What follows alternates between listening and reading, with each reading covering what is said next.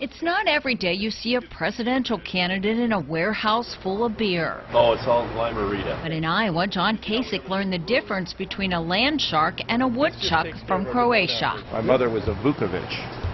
There's a lot of Croatians here, aren't there, in Iowa? While hearing about Dahl, the biggest adult beverage distributor in Iowa, the Ohio governor didn't overlook his youngest supporters. Hi, sweetie. Before touting his large list of credentials, 18 years in Congress, then working for Lehman Brothers, a two-term governor who turned an $8 billion deficit into a $2 billion surplus in Ohio. I inherited a state that was a disaster.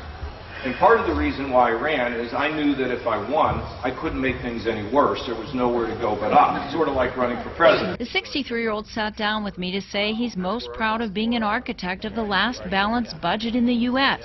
and a Republican who blends fiscal conservatism with social compassion. The fact that I'm concerned about people who are poor or disabled or people who are mentally ill or drug addicted, I think that is conservative. I think it's an opportunity to give people a chance to rise. As my mother used to say, it's a sin not to help people. He also told me how growing up the son of a mailman in a small blue-collar town near Pittsburgh molded his character. Common sense was one, God-fearing, play by the rules, have big dreams. Kasich told the group here that he has been too busy running Ohio than to be running around the country promoting himself.